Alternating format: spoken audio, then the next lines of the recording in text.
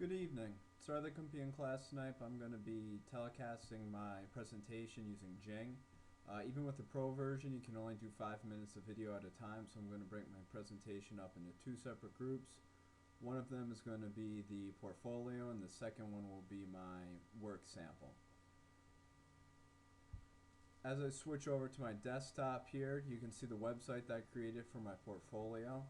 I start off with the home page, a little introduction to the portfolio, why I've decided to pursue educational technology specialist, the fact that I teach at Shaker, etc. I go into my philosophy next. My philosophy is very much like John Dewey's. I believe students learn best through real-life experiences. So the question is, in my mind, how do teachers best teach the concepts and encourage students to see real-life connections to the education that we teach them in the classroom? I think that this can be best accomplished in two steps. One of them is project-based learning. I think the project-based learning gives students the best chance to see how real-life applications are directly connected to the classroom itself.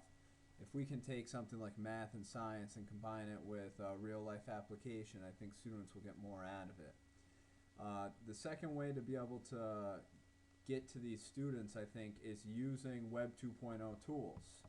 Web 2.0 tools such as blogs, wikis, Animoto, Glogster, websites themselves. These really start getting to the core values that kids tend to hold these days. By producing multimedia content, we're able to quickly change the way that the classroom is being taught. Students have been utilizing social networks such as MySpace and Facebook for years. It only makes sense that we as educators start catching up to them and start utilizing these technologies since they're already so familiar with them. I think that paired up, problem-based learning and Web 2.0 tools are quickly redefining education.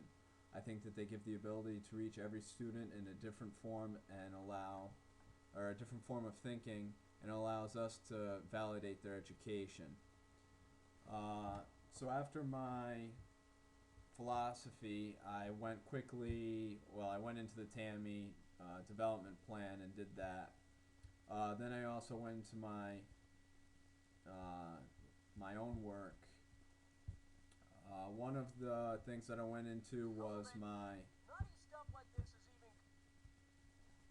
my website project. I did this for the Catapult Web Quest. This is for my DDP class. The task: the students create a catapult to fling ping pong balls, and there's actually two parts to this. There's one part where they're trying to fling it as far as possible. There's another part where they're trying to get accuracy. So after we go through the general task, we have the resources, and this is set up in the general web quest form. The evaluation, how they're going to be judged on the entire project.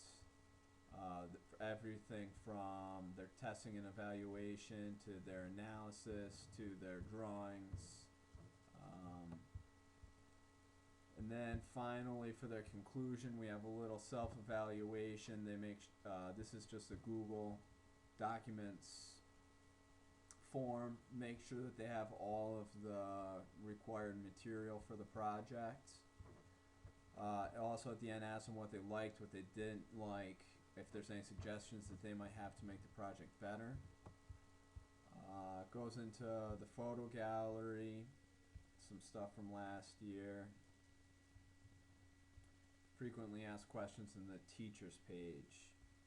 Another thing that I went into on my website or my portfolio is my Principles of Engineering blog. Here I have assignments for my class, requirements for different projects.